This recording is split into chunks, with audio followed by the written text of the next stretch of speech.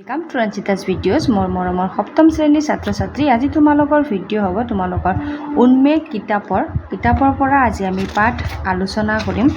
পাঠ 1 দিয়া হৈছে গছ ভাল পোৱা ককাৰ খং কবিতা হয় গছ ভাল পোৱা ককাৰ খং কবিতাত দিয়া আটাইবোৰ ক্ৰিয়াকলাপত দিয়া প্ৰশ্ন উত্তৰবোৰ আলোচনা কৰিম মৰমৰ ছাত্ৰ ছাত্ৰী তোমালোকে যদি মোৰ চেনেলত নতুনকৈ আহিছা চেনেল সাবস্ক্ৰাইব কৰি থৈ দিবা নতুন ভিডিঅ' নটিফিকেশ্যন পোনপ্ৰথমতে পাই থাকিবা সাবস্ক্ৰাইব কৰা সবকে মোৰ ফালৰ পৰা ধন্যবাদ মৰমৰ ছাত্ৰ ছাত্ৰী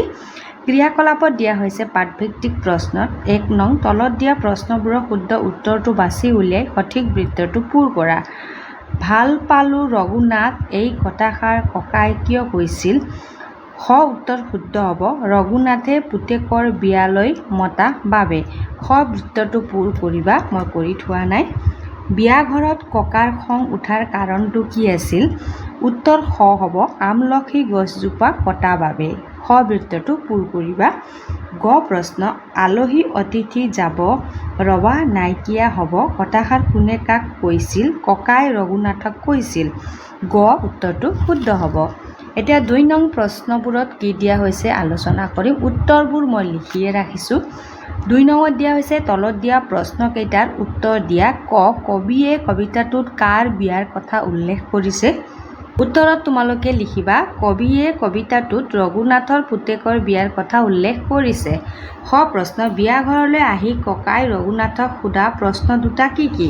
উত্তৰত লিখিবা বিয়া ঘৰলৈ আহি ককাই ৰঘুনাথক সোধা প্ৰশ্ন দুটা হ'ল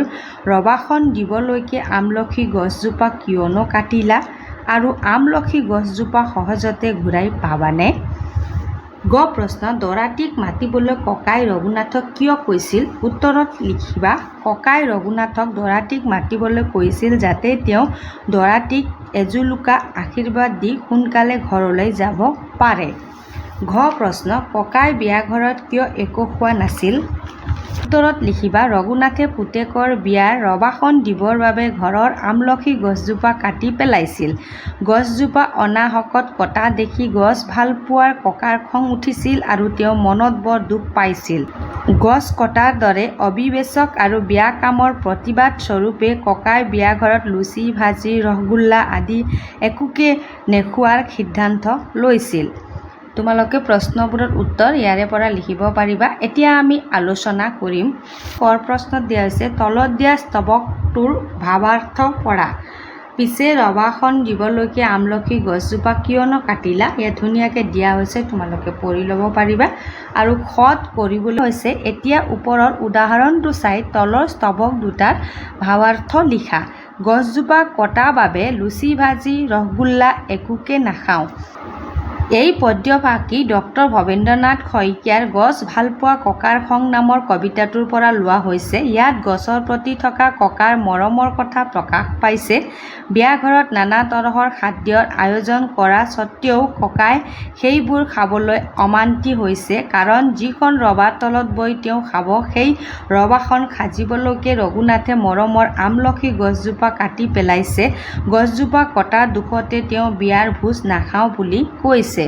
তোমালোকে ইয়াৰে পৰা ধুনীয়াকৈ উত্তৰ লিখিব পাৰিবা এতিয়া আমি আলোচনা কৰিম পিছে কোৱাচোন ৰঘুনাথ আমলখি গছজোপা সহজতে পাবানে ঘূৰাই উত্তৰত লিখিবা এই পদ্যফাকি ডক্টৰ ভৱেন্দ্ৰনাথ শইকীয়াৰ গছ ভাল পোৱা ককাৰ খং নামৰ কবিতাটোৰ পৰা লোৱা হৈছে ইয়াত ককাই ৰঘুনাথক গছৰ গুৰুত্ব বুজাব বিচাৰিছে ককাই ৰঘুনাথক প্ৰশ্ন কৰিছে তেওঁ ৰভা সাজিবলৈ গছজোপাটো কাটিলে কিন্তু এতিয়া বিচাৰিলেই সেই গছজোপা জানো ঘূৰাই পাব এজোপা গছ ডাঙৰ হ'বলৈ বহুত বছৰ লাগে খন্তেকীয়া প্ৰয়োজনৰ বাবে গছডাল কাটি পেলালে তাক পুনৰ ঘূৰাই পোৱা যে সম্ভৱ নহয় সেই কথাষাৰেই ককাই ইয়াত ক'ব বিচাৰিছে ইয়াৰে পৰা লিখিবা উত্তৰ তোমালোকে ধুনীয়াকৈ চাই এতিয়া মই আলোচনা কৰিম 4 নং প্ৰশ্নত দিয়া হৈছে ভাবি কোৱা আৰু লিখা ক ৰঘুনাথে আমলখি গছজোপা নকটাকৈ বিয়াৰ ৰবাখন কেনেদৰে সজাব পাৰিলেহেঁতেন উত্তৰবোৰ মই চুটিকৈ লিখিছোঁ চোৱা ৰঘুনাথে গছজোপা নকটাকৈ ৰবাৰ খুঁটা বা বাঁহবোৰ গছজোপাৰ মাজেৰে বা কাষেৰে পাৰ কৰি দিব পাৰিলেহেঁতেন অথবা ৰবাখন গছজোপা নথকা আন ঠাইত দিব পাৰিলেহেঁতেন খ খ নং প্ৰশ্ন ৰঘুনাথৰ পুতেকৰ বিয়ালৈ যদি তুমি গ'লাহেঁতেন আমলখি গছজোপা কটাৰ বাবে তুমি কি ক'লাহেঁতেন উত্তৰত লিখিবা তোমালোকে ময়ো ৰঘুনাথক গছজোপা কটাৰ বাবে বেয়া কাম কৰিলে বুলি ক'লোহেঁতেন আৰু ভৱিষ্যতে যাতে এনে কাম নকৰে তাৰ বাবে বুজালোহেঁতেন গ নং প্ৰশ্নত দিয়া হৈছে কবিতাটোত ককাৰ কথাৰ মাজেৰে কি বাৰ্তা দিবলৈ বিচৰা হৈছে উত্তৰত তোমালোকে লিখিবা কবিতাটোৰ মাজেৰে গছ-গছনি সংৰক্ষণৰ বাৰ্তা দিয়া হৈছে সামায়িক প্ৰয়োজনৰ বাবে গছ কটাটো যে অনুচিত আৰু গছৰ প্ৰতি মানুহৰ মৰম আৰু দায়িত্ববোধ থকা উচিত সেই কথাটোৱে ইয়াত প্ৰকাশ পাইছে এতিয়া আমি আলোচনা কৰিম 5 নম্বৰ দিয়া আছে তলত দিয়া ককাৰ সংলাপবোৰ পৰা ককাৰ কথাখিনি উত্তৰত ৰঘুনাথে কি ক'ব পাৰে ভাবি খালী ঠাইত লিখি কথোপকথনটো সম্পূৰ্ণ কৰা ৰবাখন দিওঁতে আমলখি গছজোপা কিয় কাটিলা ৰবাৰ বাবে আনফালে ঠাই উলিয়াব নোৱাৰিলানে ককা ঠাই নাছিল উত্তৰত কৈছে ককা ঠাই নাছিল ঠিক আছে হলেও ফল ধৰি থকা আমলখিজোপা কিয় কাটিলা আমলখিৰ পুলি এটা তাত ৰুই ডাঙৰ কৰিলা বাৰু তাৰ পাছত ফল ধৰিবলৈ কিমান বছৰ লাগিব ভাবি চাইছানে ককা হয় গছ এডালত ফল ধৰিবলৈ সময় লাগে বৰ বেয়া কাম কৰিলা ৰঘুনাথ মোৰ বৰ দুখ লাগিল বেয়াও পালোঁ দৰাটিক মাতা তেওঁক এজুলুকা আশীৰ্বাদ দি ঘৰলৈ যাওঁগৈ ককা লুচি ভাজি ৰসগোল্লা খাইহে যাব বেয়া নাপাবা মোৰ আৰু খাবলৈ একেবাৰে মন নাই 6 নং তলত দিয়া বাকচটোত কিছুমান শব্দ দিয়া আছে কাষৰ বৃত্তটোত সেই শব্দবোৰ অৰ্থ আছে তাৰ পৰা সঠিক অৰ্থ বিচাৰি আনি বাকচটোৰ খালী ঠাইত লিখা শব্দ অৰ্থ এজুলুকা মানে একাজলি ঔষধ মানে দৰৱ ৰভা মানে উৎসৱ পৰৱৰ বাবে ওখকৈ দিয়া চালি বোৱাৰী মানে পুত্ৰৰ পত্নী অতিথি মানে আলহী ঠিক আছে ইয়াৰে পৰা তোমালোকে চাই ধুনীয়াকৈ নিজৰ কিতাপত লিখিব পাৰিবা কিতাপত লিখিলে কাঠ পেঞ্চিল ব্যৱহাৰ কৰিবা এতিয়া আমি আলোচনা কৰিম ভাষা অধ্যয়ন মানে ব্যাকৰণৰ প্ৰশ্ন দিয়া থাকে ইয়াত আমাক পঢ়িবলৈ দিয়া আছে 9 নং কত ঠিক আছে উত্তৰ মই লিখিয়ে ৰাখিছোঁ চাই লোৱা ধুনীয়াকৈ অংক তলৰ সম্বন্ধ বুজোৱা শব্দবোৰত পুৰুষবাচক বিভক্তি যোগ কৰি লিখা সম্বন্ধ বুজোৱা শব্দ দিয়া হৈছে দ্বিতীয় পুৰুষ তোমাৰ তোৰ তৃতীয় পুৰুষ তাৰ তাইৰ আইতা তোমাৰ আইতাৰা তোৰ আইতাৰ তাৰ আইতাক তাইৰ আইতাক সখী তোমাৰ সখীয়েৰা তোৰ সখীয়েৰ তাৰ সখীয়েক তাইৰ সখীয়েক পেহী তোমাৰ পেহীয়েৰা তোৰ পেহীয়েৰ